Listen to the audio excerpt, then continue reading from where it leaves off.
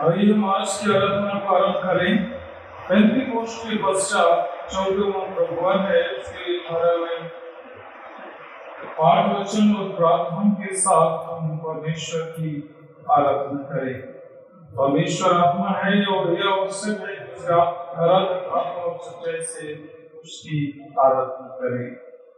सर्वशक्तिमान ईश्वर पिता पुत्र पवित्र आत्मा के नाम से आमीन। प्रभु परमेश्वर, हम सब तक इस पहले दिन के लिए तुझे धन्यवाद करते हैं जिसे देखने का अवसर तूने हमें दिया है।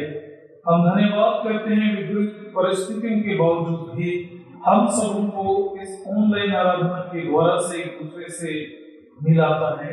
हमारी प्रार्थना प्रभु, हमारी सहायता करके हम योग्य रीति से तेरे नाम की महिमा स्तुति आत्मा और सच्चाई से करें। हम तेरे वचनों पर चिंतन करें और आत्मिक आशीषों को प्राप्त करें।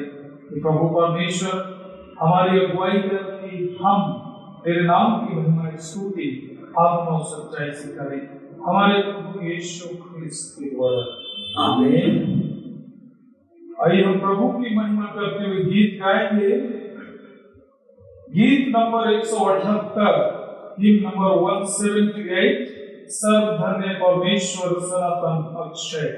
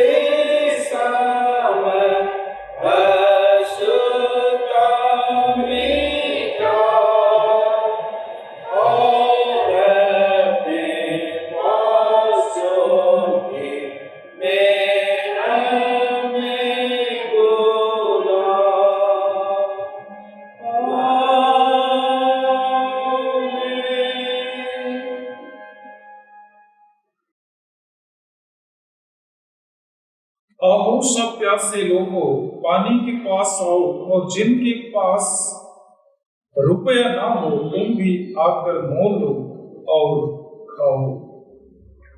हमारे प्रभु यीशु ख्रिस्त का अनुग्रह, यीशु पिता का प्रेम और पवित्र आत्मा की सहभागिता आप सबके साथ रहे और आपके साथ भी। हम शुद्धता की प्रार्थना एक साथ करें। हे सर्वशक्तिमान परमेश्वर, तेरे सम्मुख सब हृदय खुले हैं, तू सबके अभिलाषाओं को जानता है और उससे कोई भेद छिपा नहीं है। अपने पवित्र आत्मा की प्रेरणा से हमारे हृदय के विचार को शुद्ध कर, ताकि हम तुझसे पूर्ण रूप से प्रेम करें और हमें तरीके से दान की स्तुति करें। हमारे प्रभु यीशु मसीह। आमीन।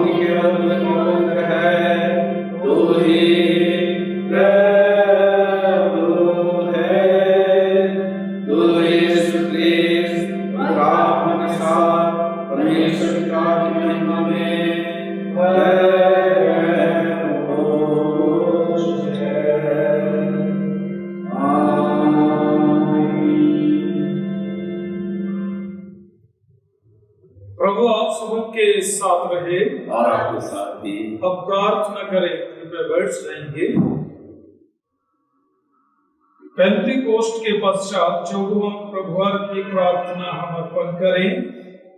हे अत्यंत दयालु पिता, यह वर दे कि जिस प्रकार बपतिस्मा के द्वारा हम तेरे पुत्र के साथ मिला लिए गए, उसी प्रकार उसकी देह और रक्त के अमूल्य दानों से प्रेरित होकर हम अनंत जीवन की ओर बढ़ते जाएं।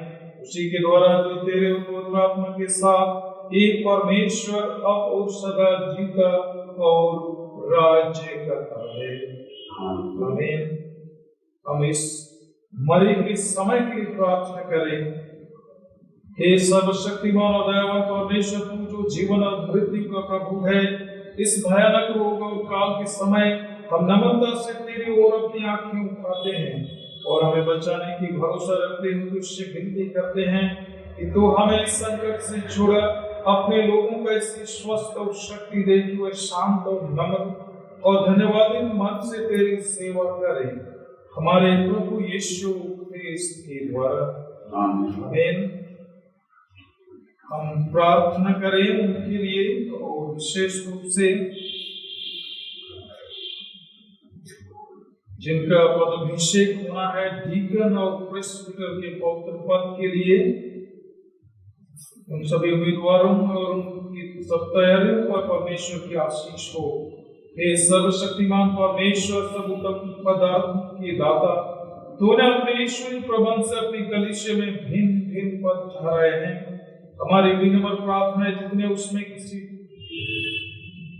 डीकन और प्रेस्बिटर की सेवकाई के लिए बुलाए जाने पर हैं, उन्हें अपना अनुग्रह दे और उन्हें अपनी शिक्षा के सत्य से परिपूर्ण और चाल चलन के लिए निर्दोषता से ऐसा आभूषित करती हुए तेरे सम्मुख विश्वस्ता से सेवा करें, ताकि तेरे बड़े नाम की महिमा और तेरे पवित्र कलीसिया का लाभ हो हमारे प्रभु यीशु ख्रिस्त के द्वारा। आमीन। हम सभी मसीही परिवारों के लिए प्रार्थना करें। हे प्रभु परमेश्वर, तू सब लोगों को शांति से निश्चिंत रहने के स्थानों में निवास कराता है। हम तुझसे प्रार्थना करते हैं कि सब क्रिस्तीय घरानों को आशीष दे, और विशेषकर हमारे इस पैरिश और मंडली के एक एक मसीह परिवारों के लिए प्रार्थना करते हैं। उनसे दुष्ट आत्मा के सब बंधों को दूर कर और अपने पवित्र दूतों को उनकी रक्षा के लिए सदा पर बैठा हमारे प्रभु यीशु ख्रिस्त के द्वारा। आमीन। हम सभी बीमार दुखित जनों को याद करें। हे सर्वशक्तिमान परमेश्वर, तूने अपने पुत्र यीशु को इस संसार में मनुष्य जाति के शरीर और आत्मा का बाय धोने के लिए भेजा।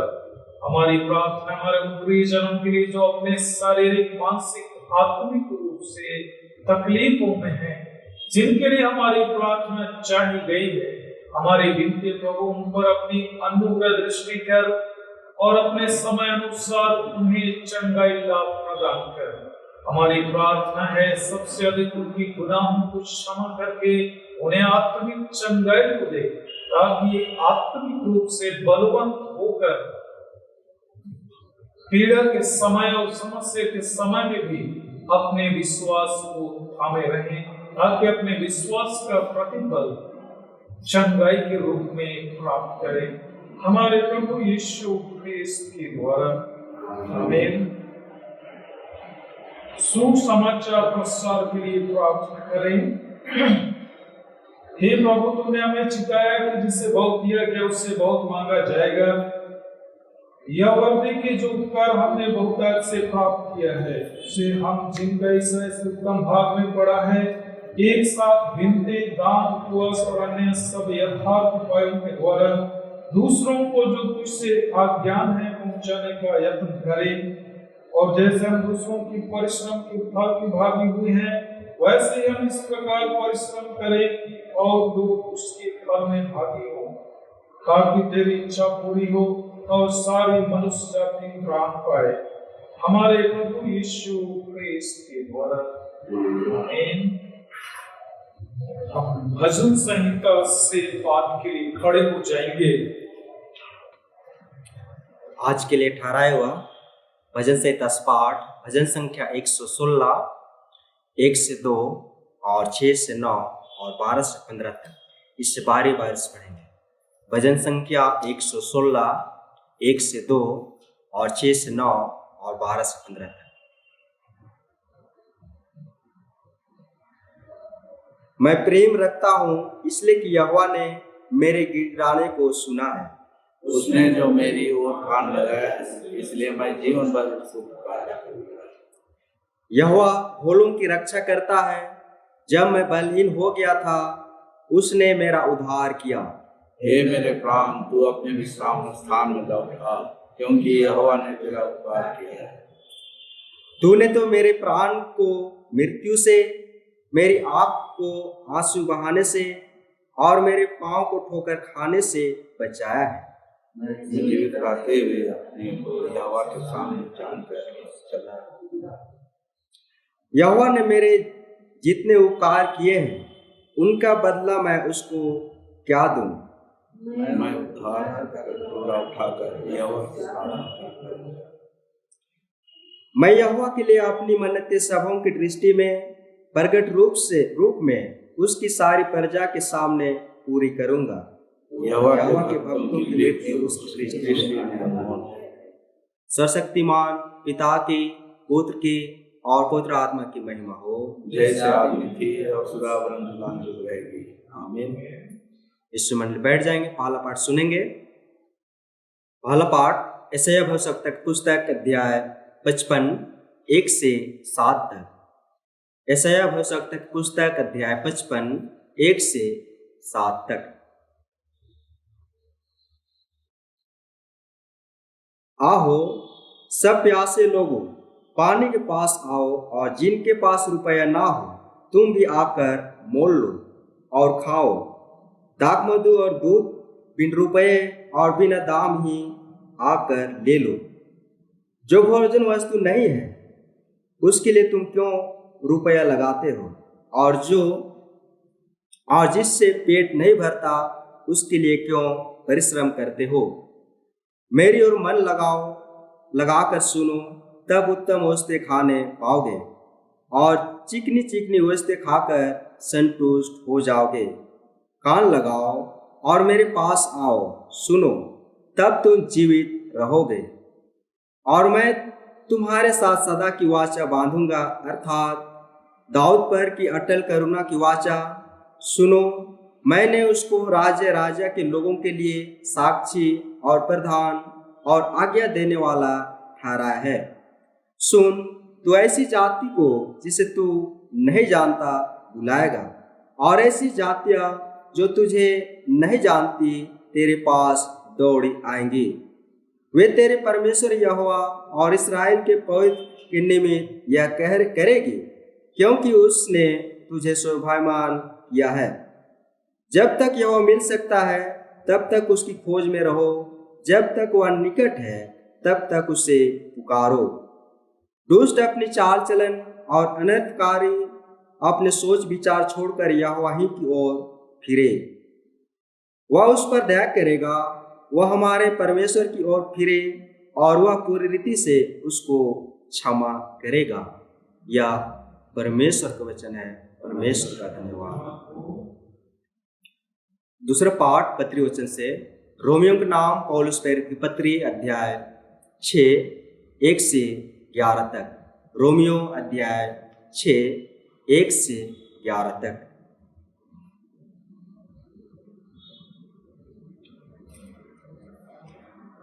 सो हम क्या कहें?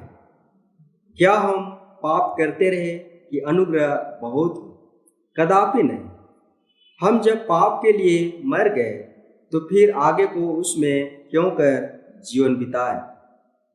क्या तुम नहीं जानते कि हम जितनों ने मसीह यीशु का बपतिस्मा लिया तो उसकी मृत्यु का बपतिस्मा लिया। सो उस मृत्यु का बपतिस्मा पाने से हम उसके साथ गाड़े गए, ताकि जैसे मसीह पिता की महिमा के द्वारा मरे हुए में से जिलाया गया, वैसे ही हम भी नए जीवन की सी चाल चले। क्योंकि यदि हम उसकी मृत्यु की समानता में उसके साथ जुट गए हैं तो निश्चय उसके जी उठने की समानता में भी जुट जाएंगे।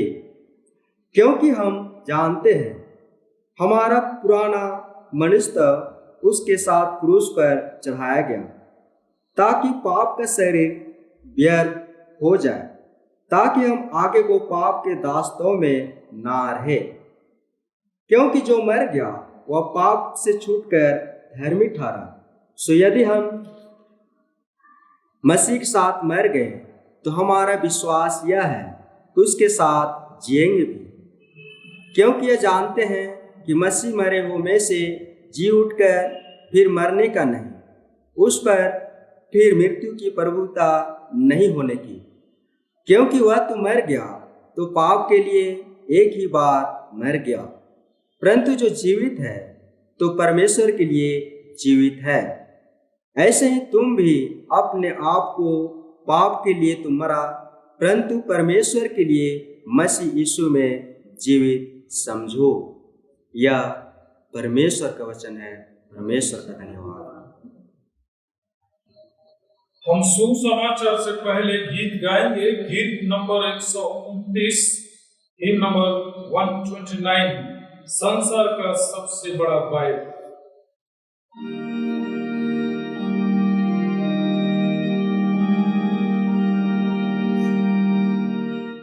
संसार का सबसे बड़ा वह है हमारा यीशु, उनको जो पाप में पड़े हैं, किया से बोलता यीशु। संसार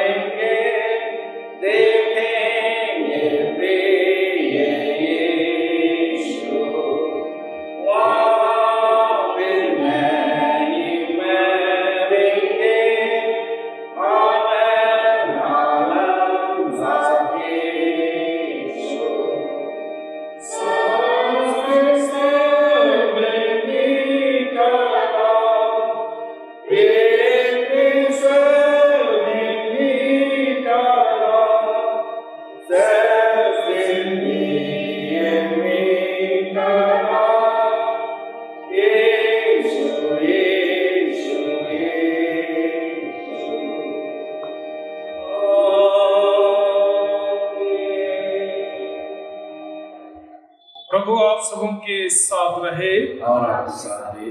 पवित्र सुसमाचार, पवित्र यूहन्ना रचित सुसमाचार उसके 6वें अध्याय में लिखा है और उसके 47वें पद से सुसमाचार आरंभ होता है। हे प्रभु यीशु ख्रिस्त तेरी महिमा हो। यूहन्ना रचित सुसमाचार 6वां अध्याय 47 पद से आगे। मैं तुमसे सच सच कहता हूं कि जो कोई विश्वास करता है अनंत जीवन उसी का है। जीवन की रोटी मैं हूं। तुम्हारे बाप दादों ने जंगल में मन्ना खाया और मर गए। यह वह रोटी है जो स्वर्ग से उतरती है, ताकि मनुष्य उसमें से खाए और ना मरे। जीवन की रोटी जो स्वर्ग से उतरी मैं हूं। यदि कोई इस रोटी में से खाए तो सर्वदा जीवित रहेगा, और जो रोटी मैं जगत के जीवन के लिए दूंगा वह मेरा मांस है। इस पर यहूदी यह कहकर आपस में झगड़ने लगे, यह मनुष्य कैसे हमें अपना मांस खाने को दे सकता है?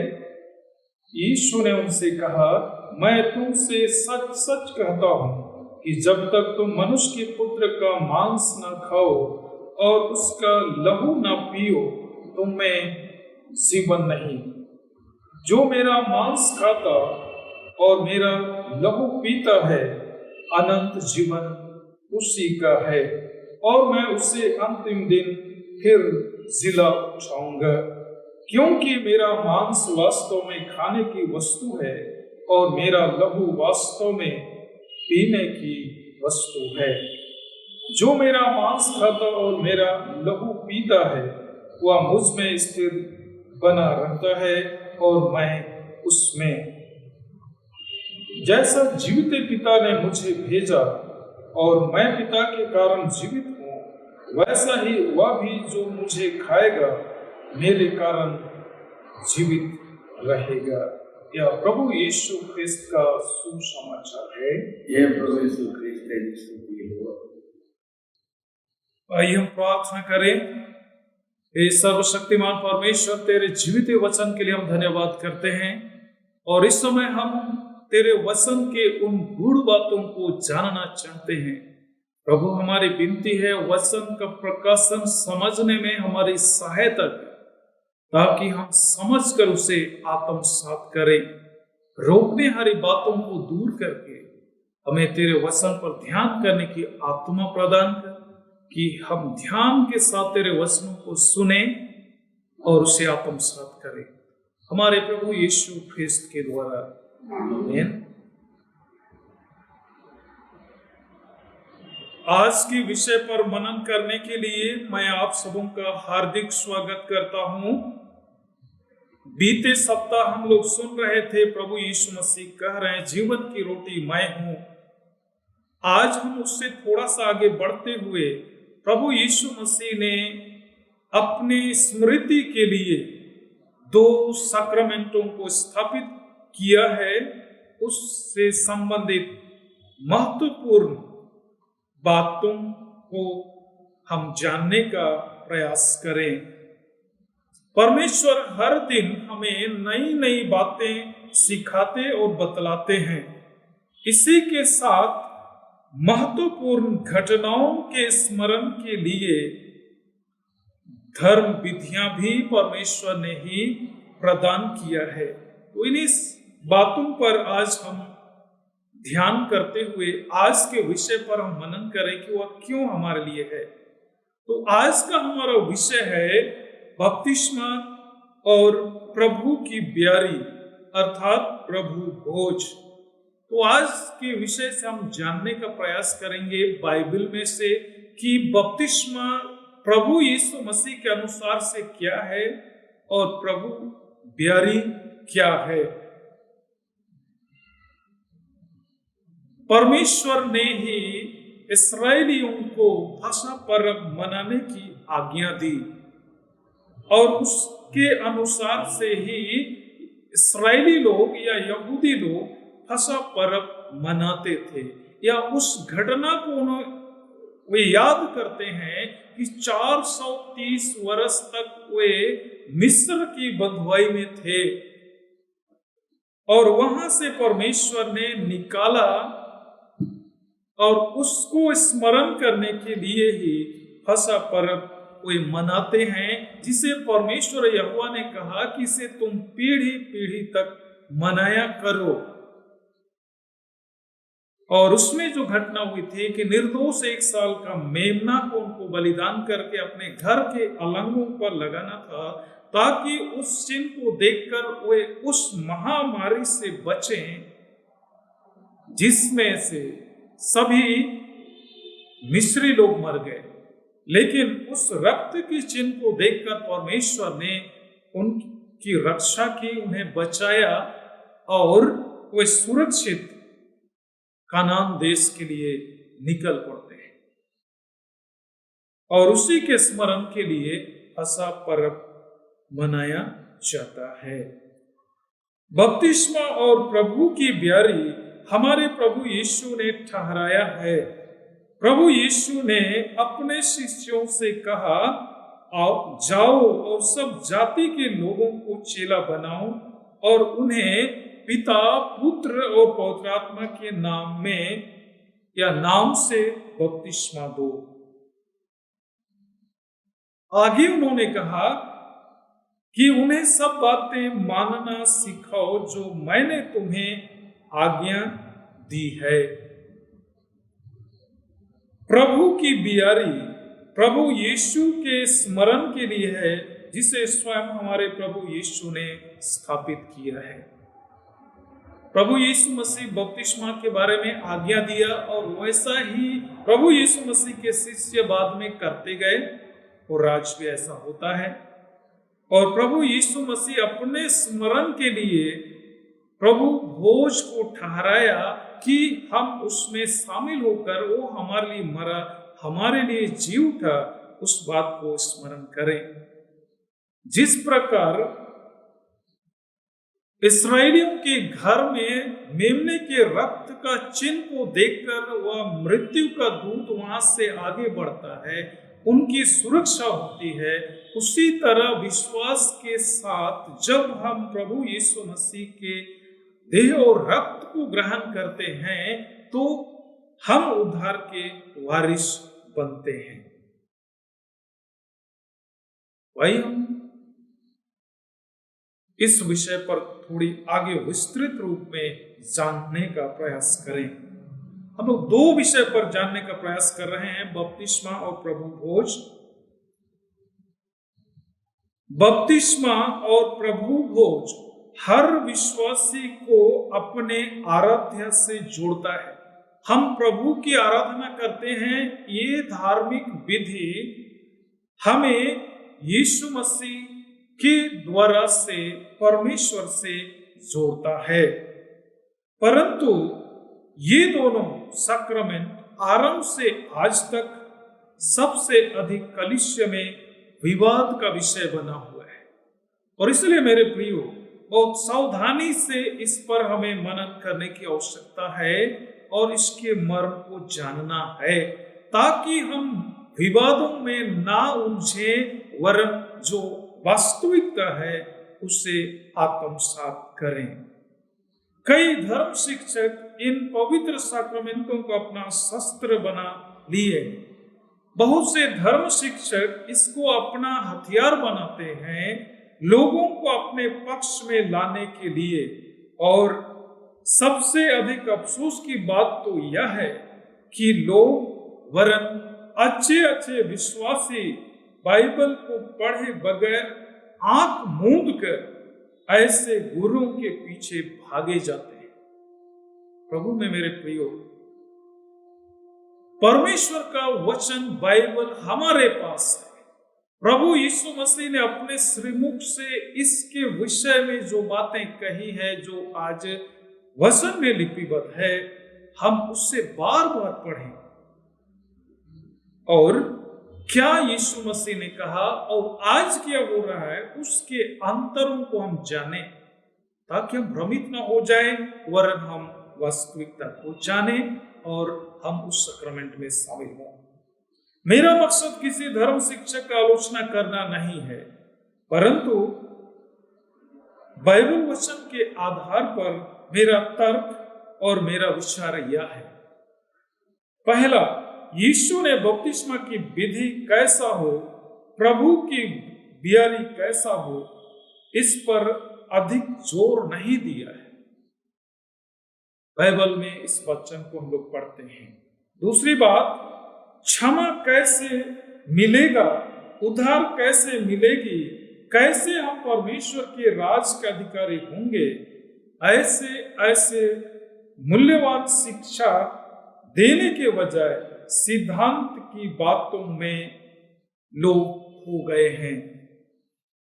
हमें पहचानना है कि वास्तव में कैसे हमें उद्धार मिलेगा, कैसे हम स्वर्गराज के अधिकारी होंगे, क्षमा मुझे कैसे मिलेगी, इन बातों पर अधिक हमें ध्यान करना चाहिए, ना कि उन धर्म विधियों में उलझना चाहिए। किसी भी धर्म विधि के संबंध में जानकारी रखना बहुत ही अच्छी बात है, परंतु उलझना नहीं चाहिए और ना ही भ्रमित होना चाहिए। बाइबल से बढ़कर हमारा कोई शिक्षक नहीं है। निश्चय है उनके द्वारा से हमें मार्गदर्शन मिलता है, हम जरूर लें, लेकिन उसी के साथ साथ में बाइबल इसके बारे में क्या बोलता है, क्या लिखा हुआ है, उस पर भी जरूर ध्यान करना चाहिए, उसके तुलना करना चाहिए। यीशु ने आज्ञा दी, पिता, पुत्र और पवित्र आत्मा के नाम से बपतिस्मा दो, जिसे मत्ती रचित सुसमाचार 28 अध्याय 19-20 में हम लोग पढ़ते हैं। और उससे आगे उसने यूं कहा, और जो आज्ञा और सब शिक्षाएं जो मैंने दी मानना सिखाओ। हम सब यहाँ थोड़ी देर ध्यान करेंगे। लोग इस बपतिस्मा से संबंध ऐसा होना चाहिए, इस पर ज्यादा लोग जोर देते हैं, लेकिन यीशु ने उद्धार कैसे मिलेगा, पापों की क्षमा कैसे मिलेगी, कैसे हम स्वर्ग राज के अधिकारी होंगे, इस संबंध में कम शिक्षा मिलता है या दिया जाता है। तो यह बड़ा दुखद बात है। इसलिए लोग जो मुख्य चीज है उस पर से भटक जाते हैं और दूसरी बात पर अपना ध्यान करने लगते हैं, और जिसके कारण से मनुष्य उद्धार खो देता है। प्रभु में मेरे प्रियो, इन बातों को हमें देखने की आवश्यकता है। आज हम स्वयं अपनी आंखों से देखें, क्या ऐसा हो रहा है? शिक्षा देना चाहिए, उस पर ध्यान नहीं है, लेकिन उस पर लोग उलझते जा रहे हैं और लोग उसी को अपना हथियार बना करके शिक्षाएं दे रहे हैं, और जिससे विश्वासी भी भ्रमित होते जा रहे हैं। मेरे प्रियो, बपतिस्मा एक सक्रमेंट है, वरन पवित्र सक्रमेंट है। इसलिए बपतिस्मा की मूल बात को जानना जरूरी है। पहली बात, बपतिस्मा क्या है?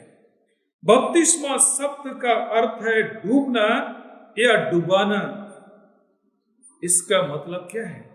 पाप के लिए मरना और प्रभु यीशु मसीह के लिए जीना। क्या पाप के लिए मरना, प्रभु यीशु मसीह के लिए जीना, इसी को कहते हैं धर्म के लिए जीना। आज भी मनुष्य पाप के लिए मरा नहीं है, ना प्रभु यीशु मसीह के लिए जिंदा है, तो फिर वो कैसे हमें उद्धार दे सकता है? इसलिए हमें ध्यान देना है कि वह क्या चीज। अगर मैं पाप के लिए मर करके प्रभु के लिए जीवन जी रहा हूं, तो यह प्रभु को भाता है, और यही है वास्तविकता। दूसरी बात, बपतिस्मा विश्वासी के आंतरिक स्वीकारोक्ति का बाह्य चिन्ह है। विश्वासी प्रभु यीशु मसीह ही मेरा व्यक्तिगत उद्धार करता है, वही मेरा प्रभु है, वही मेरा जीवन दाता है, वही मेरा सब कुछ है, इस बात पर विश्वास करता है। उस विश्वास को बपतिस्मा सक्रमेंट ग्रहण करके वह प्रकट करता है। अंदर में जो विश्वास करता है उस चीज को प्रकट करता है बपतिस्मा लेकर के। अर्थात वह यीशु को अपना व्यक्तिगत प्रभु और उद्धारकर्ता स्वीकार करता है। इसी के लिए बाहर से चिन्ह के रूप में उसको ग्रहण करता है। प्रेरितों के काम का वर्णन नामक पुस्तक उसका 8वां अध्याय उसका 37 वचन में इस तरह से लिखा है। प्रेरितों के काम का वर्णन नामक पुस्तक उसका 8वां अध्याय उसका 37 पद में मैं सबके लिए मैं पढ़ना चाहूंगा। फिलिपुस ने कहा, यदि तू सारे मन से विश्वास करता है तो ले सकता है। उसने उत्तर दिया, मैं विश्वास करता हूं कि यीशु मसीह परमेश्वर का पुत्र है।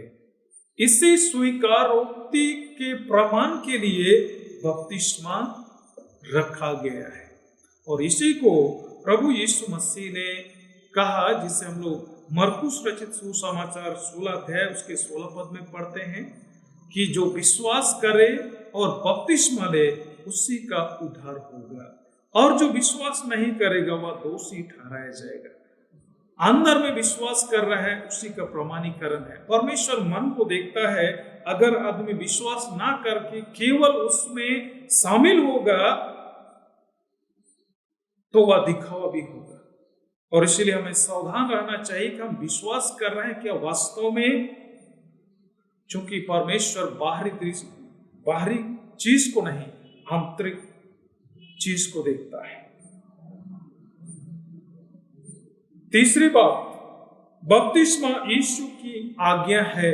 प्रभु यीशु मसीह ने आज्ञा दी कि जो विश्वास करे उसे पिता पुत्र पवित्र आत्मा के नाम में बपतिस्मा दो।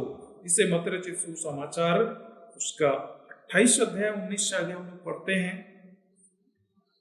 जो विश्वास करे, जो यह विश्वास कर लेता है उसको ही उसमें प्रवेश करना है।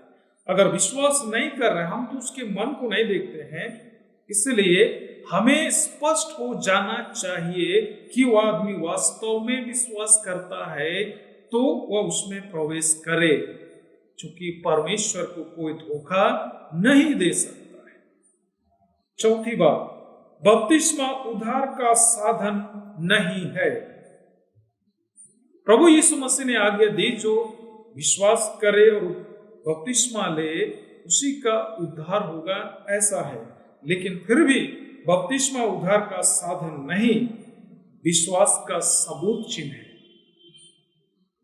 वह बपतिस्मा सक्रमेंट उद्धार पाने का साधन नहीं है, लेकिन विश्वासी यीशु पर विश्वास करता है उसका सबूत चिन्ह है। पांचवी बात, विश्वासी का उद्धार परमेश्वर के अनुग्रह का प्रमाण है, परमेश्वर का दान है। व्यक्ति का उद्धार बपतिस्मा के धर्म विधि से नहीं होता, परमेश्वर के अनुग्रह से होता है। वह व्यक्ति विश्वास करता है और विश्वास करके बपतिस्मा लेता है, उसके लिए परमेश्वर अपने अनुग्रह से उसको उद्धार देता है, दान है वो। इफिसियों के नाम पत्र उसका 2 अध्याय उसके 8 और 9 वचन में इस बात को बताया गया है। आइए हम लोग उस वचन को पढ़ेंगे। मैं आपके लिए पढ़ना चाहूंगा। इफिसियों के नाम पत्र उसका 2 अध्याय 8 और 9 पद में बहुत सुंदर तरीके से परमेश्वर के वचन में समझाया गया है। क्योंकि विश्वास के द्वारा अनुग्रह से ही तुम्हारा उद्धार हुआ है, और यह तुम्हारी ओर से नहीं वरन परमेश्वर का दान है। स्पष्ट शब्दों में लिखा है कि यह उद्धार परमेश्वर का दान है, और ना कर्मों के कारण। हमने बपतिस्मा लिया, कार्य किए इसलिए उद्धार मिला, ऐसा नहीं है। ऐसा ना हो कि कोई घमंड करे। हमारे पास मैं बपतिस्मा लिया हूं, मैंने बपतिस्मा ले लिया है, अब उद्धार का मैं दावेदार हूं, हम बोल ही नहीं सकते, क्योंकि यह परमेश्वर का दान है। इसके लिए हमें घमंड करने का भी कोई स्थान नहीं है। परंतु बपतिस्मा लेना जरूरी है। क्यों? क्योंकि यह ख्रिस्त यीशु की आज्ञा है।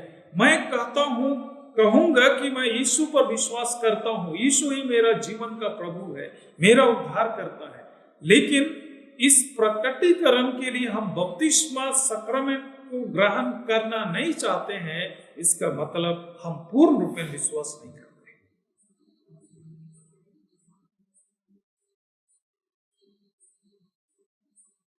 बपतिस्मा शब्द के शब्दार्थ पर नहीं, बपतिस्मा के मूल शिक्षा पर हमें जोर देना चाहिए और उस पर अधिक हमें ध्यान करना भी चाहिए। बपतिस्मा लेकर विश्वासी यानी व्यक्ति अपने विश्वास को प्रमाणित करता है और ऐसा करके हम प्रभु के अनुग्रह में आगे बढ़ते हैं।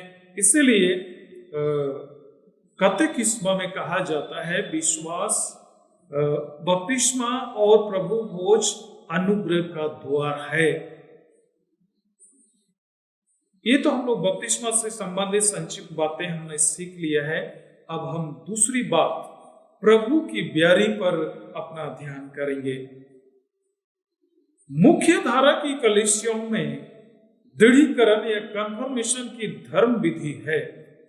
इस धर्म शिक्षा के द्वारा प्रभु भोज से संबंधित शिक्षा दी जाती है और यही कन्फर्मेशन के कारण से बहुत सारी कलीसियों के द्वारा हम शिकायत के पात्र बनते हैं कि बाइबल में दृढ़ीकरण के बारे में लिखा ही नहीं गया है और मुख्य धारा की कलीसियाएं कन्फर्मेशन देती हैं। ऐसा बहुतों का तर्क है, लेकिन इसके संबंध में बाइबल ही जवाब भी देती है कि प्रभु यीशु मसीह ने भी अपने शिष्यों को कन्फर्मेशन दिया था, दृढ़ किया था विश्वास और उसी के बाद उनको भेजा था। और इसीलिए बाइबल की ही बातें हैं और उसी के आधार पर है कलीसिया। तो हम उन भ्रम की शिक्षाओं में न उलझे, वरन परमेश्वर का वचन क्या हमारे लिए कहता है उस पर हमें ध्यान करना चाहिए, ताकि हम ना किसी का शिकायत करें और ना हम किसी के शिकायत के पात्र बने। इस धर्म विधि के द्वारा से प्रभु भोज क्या है, प्रभु ने इसे क्यों ठहराया है, इसी बात को हम लोग सीखते हैं या सिखाया जाता है। तो आइए हम लोग संक्षिप्त में इस बात को सीखेंगे। प्रभु यीशु मसीह के द्वारा आयोजित बियारी या रात्रि भोज को ही प्रभु बियारी कहा जाता है, क्योंकि वह रात का समय था और इसलिए उसको हम लोग रात्रि भोज भी कह सकते हैं। जैसे इस्राएली लोग बियारी बोलते हैं शाम का भोजन, तो इसीलिए उसे प्रभु की बियारी भी कहा जाता है। प्रभु भोज एक सैक्रामेंट है जो विश्वासी को यीशु के द्वारा परमेश्वर से जोड़ता है। क्योंकि परमेश्वर यीशु मसीह को इस संसार में भेजा हमारा मध्यस्थ बनने के लिए, और जब कोई मनुष्य उस पर विश्वास करता है तो परमेश्वर उसे ग्रहण करता है, यानी प्रभु यीशु मसीह हमारा मध्यस्थ है। इस सैक्रामेंट के द्वारा परमेश्वर अपनी अनुग्रह का बयाना देता है उन लोगों को जो विश्वास के द्वारा प्रभु की ब्यारी में सहभागी होते हैं। आजकल प्रभु भोज परंपरा मात्र बन सा गया है और ऐसा बनता जा रहा है, जबकि प्रभु भोज एक मूल सैक्रामेंट है। हम सबको इसे परंपरा के रूप में नहीं लेना है, लेकिन यह मूल सैक्रामेंट है प्रभु को याद करने के लिए कि उसने मेरे लिए उद्धार के काम को पूरा किया। और बहुत बार इसे परंपरा के रूप में या किसी साधन के रूप में इस्तेमाल किया जाता है, लिया जाता है, जो नहीं होना चाहिए। बहुत बार हमारे कलीसिया में ऐसा है।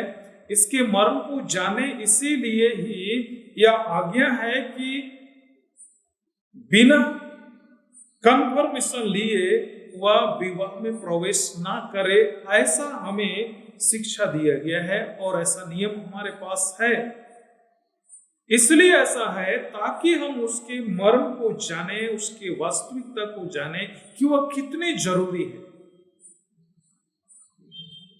बाद में मनुष्य उस पर ध्यान नहीं करेगा, इसीलिए पहले इसकी जरूरत को पूरी करनी चाहिए और इसकी अनिवार्यता को इसलिए साधारणतः सामान्य रूप से यह आज्ञा है कि हमें अवश्य हस्तार्पण लेना चाहिए, और बहुत को इसे साधन के रूप में लेते हैं। इसी कारण से उसी रूप में लोग ग्रहण करते हैं कि यदि मैं दृढ़ीकरण नहीं लूंगा, नहीं लूंगी, तो मेरा विवाह नहीं होगा। ऐसा भी लोगों का सोच रहता है। ऐसा नहीं, यह मेरे लिए है, प्रभु के स्मरण के लिए इस पर अधिक जोर देना चाहिए। दूसरी बात, प्रभु ने इसे क्यों ठहराया है? लूका रचित सुसमाचार उसका 22 अध्याय उसका 18 वचन में ऐसा लिखा है, मेरे स्मरण के लिए यही किया करो। यह सक्रमेंट प्रभु के स्मरणार्थ हम लोग संपन्न करते हैं या संपन्न किया जाता है। प्रियो, यीशु जीवन की रोटी है, जिसने स्वयं कहा कि मैं जीवन की रोटी हूं, और उसने स्वयं कहा है कि जीवन की रोटी मैं हूं, तो हम उससे जीवन की रोटी करके उसके स्मरणार्थ में इसे ग्रहण करते हैं। प्रभु भोज में प्रयुक्त रोटी यीशु ख्रिस्त के शरीर का प्रतीक वस्तु है, जो जीवन की रोटी है, और उसे हम लोग विश्वास के साथ ग्रहण करते हैं। यही स्मरण करके विश्वास के साथ लेना, खाना या ग्रहण करना ही प्रभु ब्यारी में शामिल होना है। दूसरी महत्वपूर्ण बात, अपने रक्त के विषय में यीशु ने कहा, मेरा लहू नई वाचा है, जो पश्चातापी पापियों के पाप क्षमा के लिए निमित्त बहाया जाएगा। बहाने से पहले प्रभु यीशु मसीह उसे स्थापित कर हमको बता रहे हैं कि मेरा लहू पश्चातापी पापियों के पाप क्षमा के लिए बहाया जाएगा। प्रथम बार मनुष्य के नग्न तन को ढांपने के लिए एक जानवर का रक्त बहाया गया। मिस्र से उन्हें निकालने के लिए मेमना का बलिदान किया गया। उसके रक्त के द्वारा से कोई बचाए गए। हम सब प्रभु यीशु मसीह के देह और रक्त को ग्रहण करते हैं, उसके द्वारा हम परमेश्वर के अनुग्रह को प्राप्त करते हैं। यीशु ने कहा, जो मुझे ग्रहण करेगा मैं उसमें रहूंगा। अगर यीशु हमारे अंदर होगा तो उसका जीवन हमें रहेगा। यीशु ने पापियों के पाप क्षमा के लिए रक्त बहाया, जिससे पवित्र परमेश्वर मुझे और आपको स्वीकार करता है, क्योंकि परमेश्वर ने उसे ही ठहराया है। अब उसे जो स्वीकार करता है उसे परमेश्वर ग्रहण करता है। वाचा यानी प्रतिज्ञा। प्रभु भोज में हम शामिल होते हैं तो हमारे लिए प्रतिज्ञाएं हैं। यूहन्ना रचित सुसमाचार उसका 6वां अध्याय उसके 56 पद को हम लोग इस समय भी सुन रहे थे, मैं फिर भी पढ़ना चाहूंगा। यूहन्ना रचित सुसमाचार उसका 6वां अध्याय उसके 56 पद में इस तरह लिखा है, जो मेरा मांस खाता और मेरा लहू पीता है वह मुझ में स्थिर रहता है और मैं उसमें, वह मुझ में स्थिर रहता है। हम उसमें अपने विश्वास को स्थिर रखते हैं और वह हमें बना रहता है। इसलिए यह जरूरी है, इसी विश्वास के साथ हम प्रभु की यारी में हमेशा ही शामिल हों। और पहला कोरिन्थ उसका 11वां अध्याय में प्रभु भोज से संबंधित बहुत अच्छी बातें बताई गई है कि स्वयं को जांच कर परख कर उसमें ग्रहण शामिल होना चाहिए, उसे ग्रहण करना चाहिए, ताकि हम दोषी ना ठहरे। पूरी समझदारी और विश्वास के साथ स्वयं को जांचते उसमें शामिल होना चाहिए। परमेश्वर का यह निर्देश है, परामर्श है, और इसमें हम शामिल होते हैं तो हम सब क्या बनते हैं। आइए पतरस इसके बारे में किस तरह हमें बतलाते हैं। पहला पतरस 2 उसका 9-10 में बहुत सुंदर सा वचन है। पहला पत्रस 2 अध्याय उसका 9 और 10 पद में,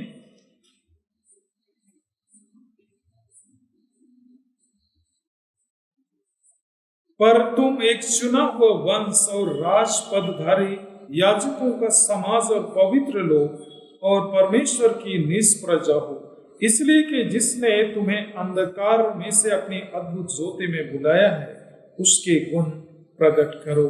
तुम पहले तो कुछ भी नहीं थे, पर अब परमेश्वर की प्रजा हो।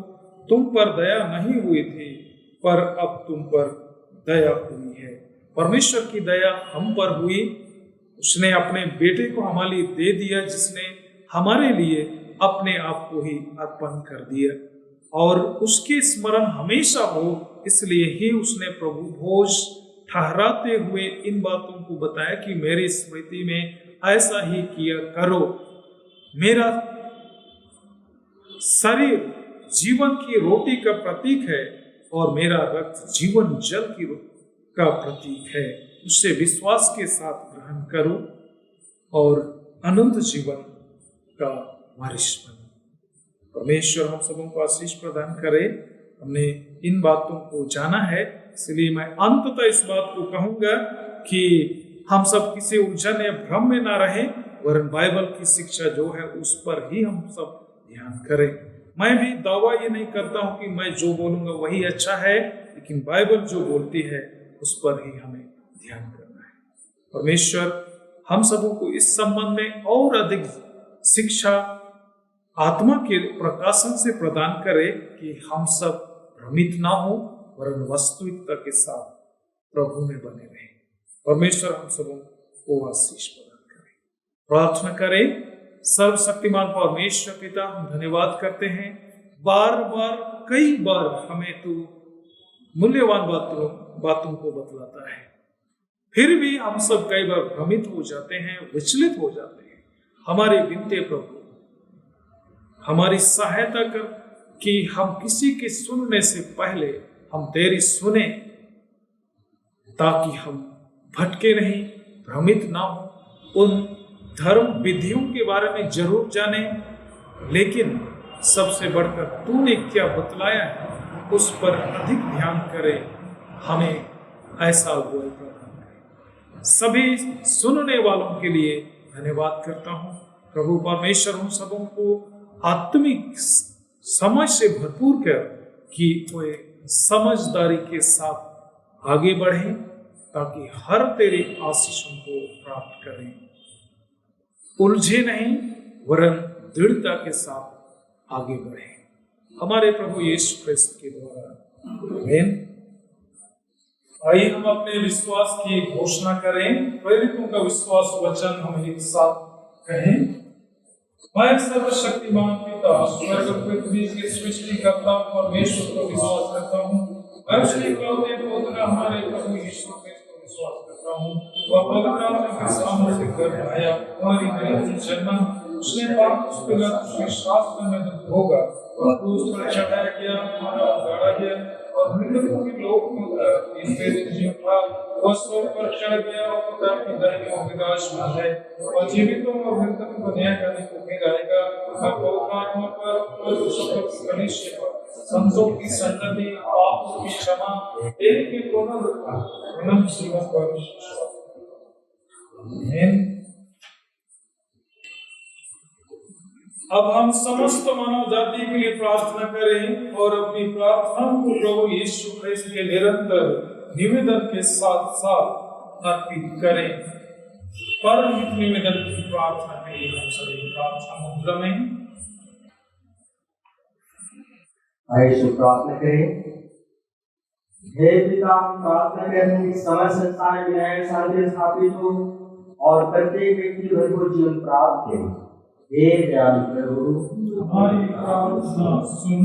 हम सब लोग इस गांव के आसपास रहते हैं और लोग पेड़ के अंदर रहते हैं, उन सब बातों को दूर करने के लिए साफ और झगड़े होते हैं और हमारे देश में सच्ची एकता की बढ़ती है। हे दयालु प्रभु, हमारी प्रार्थना सुन। उन सब लोगों के जो कृषि उद्योग व्यापार में लगे हुए हैं, सब मजदूर कारीगरों के लिए और उन सब के लिए जो अपनी सेवा से मेरी आवश्यकता की पूर्ति करते हैं। हे दयालु प्रभु, अध्यापकों और छात्रों, वैज्ञानिकों, लेखकों और कलाकारों उन सभी व्यक्तियों के लिए जो अनेक विचारों और भावनाओं को प्रभावित करते हैं। हे दयालु प्रभु, उन सब लोगों के लिए जो दुखी है, बेरोजगार है, भूखे प्यासे हैं, दरिद्र दलित हैं, बीमार और नशल है, और उन सब व्यक्तियों के लिए जो ऐसे लोगों की सेवा और सहायता करते हैं। हे दयालु प्रभु, हमारे देशों संसार के लिए विशेषकर हमारे राष्ट्रपति, प्रधानमंत्री, इस राज्य के राज्यपाल और मुख्यमंत्री और उनके लिए जो लोगों में किसी प्रकार का अधिकार रखते हैं। हे दयालु प्रभु, संपूर्ण मसीह समाज के एकता मेल मिलाप के लिए और समय संसार की द्वारा सेवा कार्य के लिए। हे दयालु प्रभु, भारत के समस्त कलिसिया के लिए उसकी परिशुद्धता को विशेषकर हमारे प्रोटेक्टर दक्षिण भारत के कलिसिया पर धर्माचार्य और भारत कलिसिया के मेट्रोपॉलिटन हमारे बिशप वास्ते पर हमारे कोई और तेरे कलिसिया सब अन्य धर्म से को की जो सच्चा धर्म की सेवा करे। हे दयालु प्रभु, व्यवहार के उन सब भक्तों के साथ जीवन अपने जीवन के निष्ठापूर्वक सेवा की है, हमें तेरे राज्य की नित्य आनंद सर्वांग हो सके। हे दयालु प्रभु, हे स्वर्गीय पिता, अपने राज्य में प्रकट और हमारी प्रार्थना को सुन, अपने प्रभु उद्धारकर्ता यीशु के नाम से मांगते हैं। आमीन। प्रियो, हमारे प्रभु यीशु ख्रीस्त ने कहा है, प्रभु हमारा परमेश्वर एकमात्र प्रभु है। तो प्रभु अपने परमेश्वर को अपने संपूर्ण मन, संपूर्ण प्राण, संपूर्ण बुद्धि और संपूर्ण शक्ति से प्रेम कर। यह पहली आज्ञा है। दूसरी यह है, अपने पड़ोसी को अपने समान प्रेम कर। इनसे बड़ी और कोई आज्ञा नहीं है। परमेश्वर ने संसार से सब प्रेम रखा, उसने अपना इकलौता पुत्र यीशु ख्रीस्त दे दिया कि वह पापों से बचाए, स्वर्ग में हमारा निवेदन करता हो और हमें शाश्वत जीवन में पहुंचाए। इसलिए हम पश्चाताप और विश्वास के साथ अपने पापों का इनकार करें। हम परमेश्वर की कृपा से उसके आज्ञा का पालन करने का और सब लोगों के साथ मेल मिलाप और प्रेम से रहने का दृढ़ संकल्प करें। एक साथ कहेंगे, हे तो शक्तिमान परमेश्वर, हमारे सभी पिता, हमने मन वचन कर्म से तेरे और एक दूसरे में पाप किया है। हमने अपने धर्मता के कारण और जानबूझ कर बुराई की है और लड़ाई में सफल रहे हैं। दूसरा पापों से हम खेली हैं और अपने तरह से पश्चाताप करते हैं। तेरे पुत्र यीशु ख्रीस्त ने हमारे में प्राण दिए, उसके कारण हमने जो पाप किए हैं उनको क्षमा कर और यह भविष्य हम नए दिन पाकर सदैव सेवा करें, ताकि तेरे पवित्र नाम की महिमा हो। आमीन। सर्वशक्तिमान परमेश्वर उन सबको क्षमा करते हैं जो एक दूसरे को क्षमा करते हैं और सच्चा पश्चाताप करते हैं। वह आप सब पर दया करे, आपके सब पापों को क्षमा कर उनसे आपको छुटकारा दे, सब भले कामों आपको स्थिर और सबल करे और शाश्वत जीवन में बनाए रखे। आमीन। आमीन। छुटकारा दे। वो हम शांति अभिवादन के लिए खड़े हो जाएंगे। हम सब मिलकर क्रिस्त की देह हैं। हम सब ने एक आत्मा द्वारा एक देह में बपतिस्मा लिया है। हम ऐसे कार्यों में संलग्न रहें जिनसे शांति मिलती और एक दूसरे का निर्माण होता है। प्रभु की शांति सदा आप सबके साथ रहे और आपके साथ भी।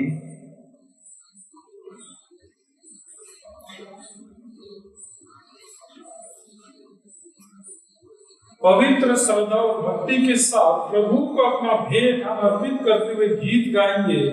गीत नंबर 204, गीत नंबर 204, एक द्वार में खुला रहता है।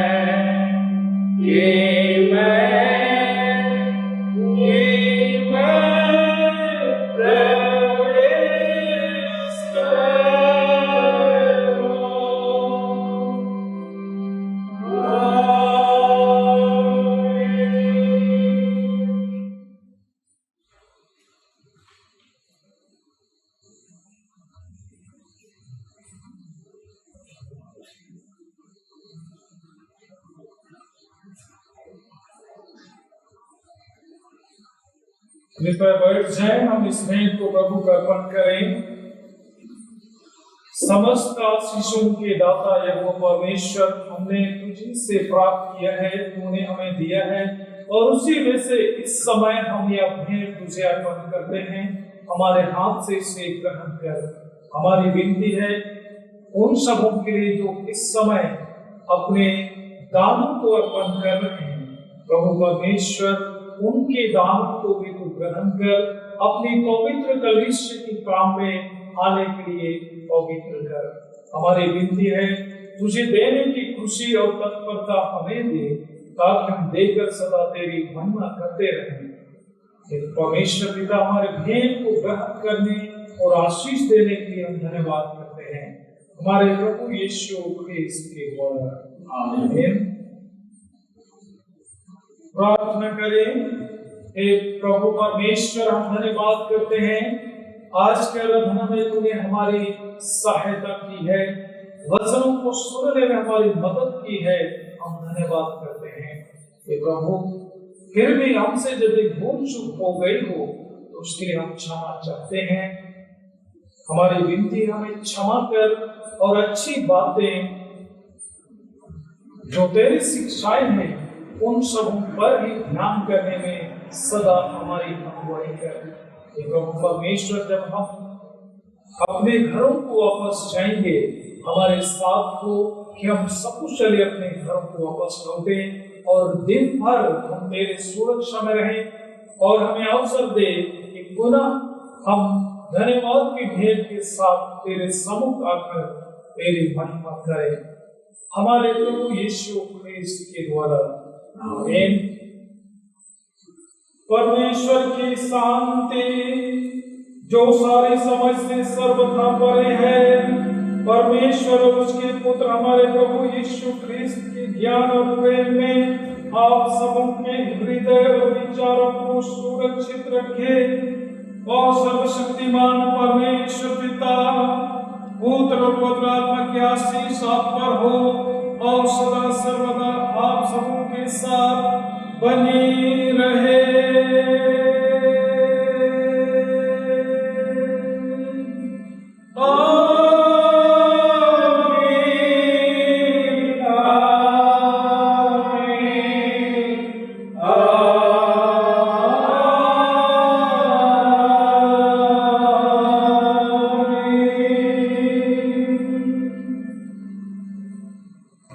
हम सभी खड़े हो जाएंगे और ईश्वर को धन्यवाद के साथ समाप्त करेंगे। ईश्वर को धन्यवाद देता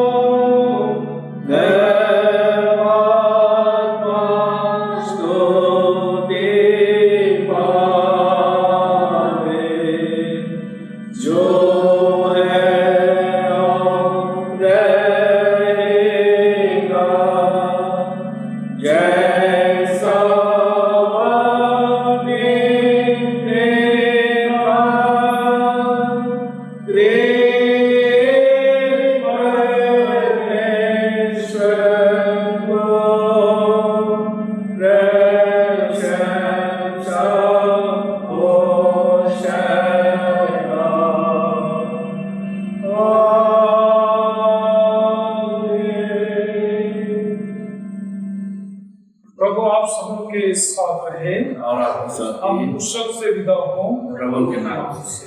आमीन।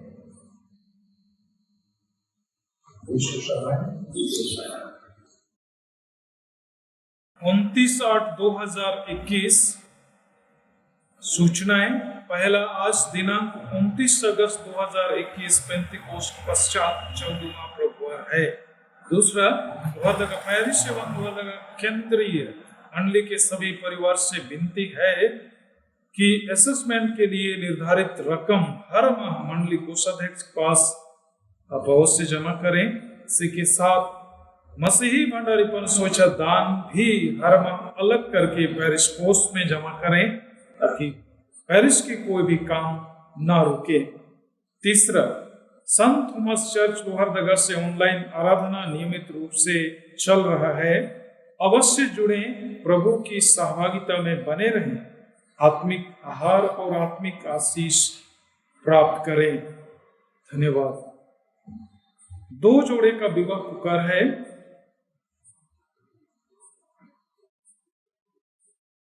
आनंद लकड़ा कुंवर स्वर्गीय दया लकड़ा एवं श्रीमती इंजलिना लकड़ा का सुपुत्र court compound Lohardaga parish CNI का सदस्य, उसकी वचनदत्त दुल्हन सुश्री ओनिला इक्का कुंवरी, श्री बेनेडिक्ट इक्का एवं श्रीमती प्रमिला इक्का की सुपुत्री GEL mission compound Lohardaga GL कलिसिया की सदस्य और वर्तमान में CNI की सदस्य। अनुपम नीलेश कच्छप कुंवर श्री मसीदास कच्छप एवं चाजरेन कच्छप का सुपुत्र इटकी पैरिश CNI का सदस्य और उसकी वचनदत्त दुल्हन सुश्री प्रियंका किरकिट्टा कुंवारी, श्री अनिल कुमार किरकिट्टा एवं पूनम किरकिट्टा की सुपुत्री DSP road Jawahar Nagar Gumla NWGEL कलिसिया की सदस्य और वर्तमान CNI की सदस्य। इन जोड़ों का आज विवाह कर का दूसरा दिन है।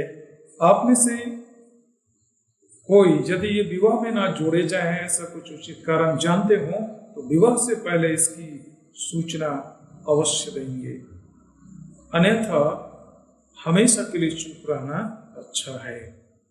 आइए हम इन जोड़ों के लिए प्रार्थना करें। हे प्रभु परमेश्वर, हम धन्यवाद करते हैं विवाह को तूने स्थापित किया है और अभी भी विवाह के द्वारा लोग पवित्र बंधन में जुड़ते हैं। हमारे विनती जितने कोई उस पवित्र बंधन में जुड़ने के लिए तैयार हो रहे हैं, हमारी विनती है कि उसके मर्म को जानते हुए समर्पित होकर उस पवित्र बंधन में जुड़े, ताकि पूरी आशीष प्राप्त करें हमारे प्रभु यीशु ख्रिस्त के द्वारा। आमीन।